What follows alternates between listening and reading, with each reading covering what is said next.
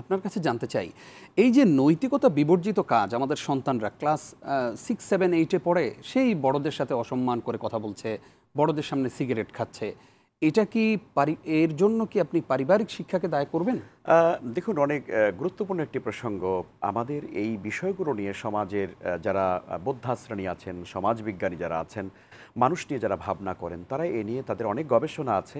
আমি এখানে যেটা বলতে চাই আসলে, যে আমাদের সন্তানটা কেন বকে যাচ্ছে, আমাদের সন্তানটা কেন এভাবে আমাদের মনের অজান্তে, আমার সন্তানটা যে মানে ধীরে ধীরে আস্তে আস্তে ধূমপান করছে, সেখান থেকে মাদকতার স্তর সে চেঞ্জ করে করে সে একদম পূর্ণাঙ্গ মাদকাসক্ত হয়ে যাচ্ছে।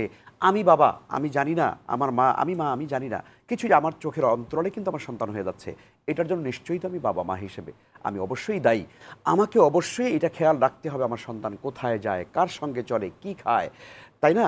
এইগুলো আমাকে অবশ্যই তাকে নজর রাখতে হবে। নিশ্চয়ই আমাদের পারিবারিক সেই সুশিক্ষার অভাবের কারণে, পিতামাতা অসচেতনভাবে আজকে থাকবার কারণে আমাদের সন্তানগুলো এভাবে বকে যাচ্ছে। এটি যেমন একটা কারণ। অন্যতম আরেকটা কারণ হচ্ছে আমাদের শিক্ষা ব্যবস্থার ভেতরে আসলে নৈতিকতার শিক্ষা।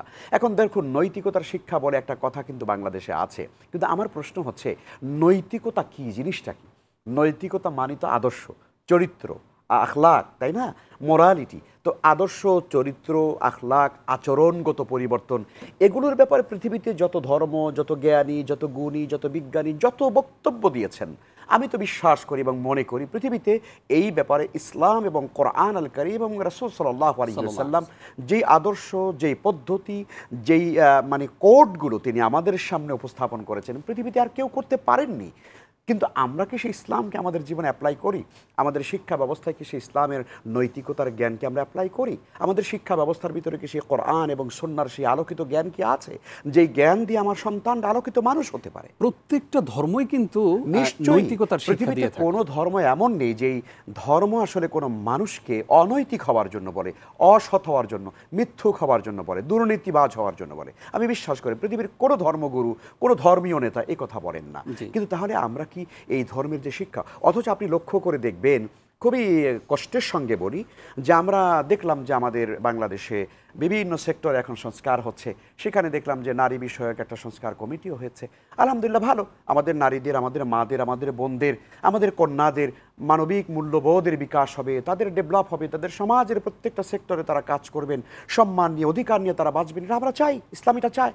কিন্তু সেই সংস্কার কমিশন আপনি উপস্থাপন করতে গিয়ে যখন বললেন যে নারীরা শুধু ধর্মের কারণেই তারা আজকে নিগৃহীত হচ্ছে, ধর্মের কারণে তারা পিছিয়ে থাকছে, তাহলে আপনি বলেন আমাকে, এই সমাজে কি করে আপনি মানুষদেরকে নৈতিকতা সম্পন্ন করতে চাচ্ছেন? কি করে চাচ্ছেন? যারা বলছে যে ধর্মের কারণে আজকে নারীরা এগিয়ে যেতে পারছে না, ধর্মই একমাত্র প্রতিবন্ধক, আপনি তাদের জীবনটা দেখেন যে তাদের অবস্থাটা কেমন। তারা কি আসলে নৈতিকতা সম্পন্ন? তারা কি মাদক মুক্ত? তারা কি আসলে সত্যিকারের চরিত্র সম্পন্ন?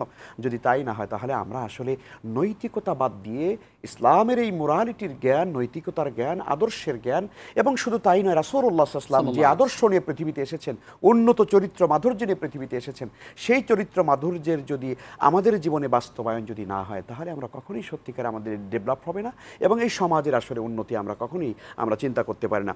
রাসূল সাল্লাল্লাহু আলাইহি ওয়াসাল্লামের সেই ছোট্ট হাদিসটি আমি সবসময় বলি, নবীজি বলেছেন যে মান লাম ইয়ারহাম সাগীরানা ওয়ালাম ইউয়াক্কির কাবীরানা ফালাইসা মিন্না, যে আমাদের মধ্যে বড়দেরকে সম্মান করে না, ছোটদেরকে স্নেহ করে না, আদর করে না, তারা আমার উম্মতের অন্তর্ভুক্ত নয়। আজকে দেখুন ছোট্ট ছোট্ট বাচ্চারা, একজন প্রফেসর, বিশ্ববিদ্যালয়ের শিক্ষক, যে আমার গুরু, আমি যার কাছ থেকে শিখেছি, আমি যার কাছে মানুষ হয়েছি, যে আমাকে মানুষ করেছেন, আমি তার সঙ্গে বেয়াদবি করছি, আমি তার সঙ্গে তুই তোখারি ব্যবহার করছি, তার মুখের উপরে গিয়ে আঙ্গুল তুলে কথা বলছে। আমরা আমাদের এই সমাজকে আসলে নিয়ে গভীরভাবে আমরা সমাজ নিয়ে ভাবছি যে এই সমাজ কোন দিকে যাচ্ছে, আমাদের এই নেক্সট প্রজন্ম কোন দিকে যাবে, আগামীর বাংলাদেশ আমরা কি পাচ্ছি আসলে।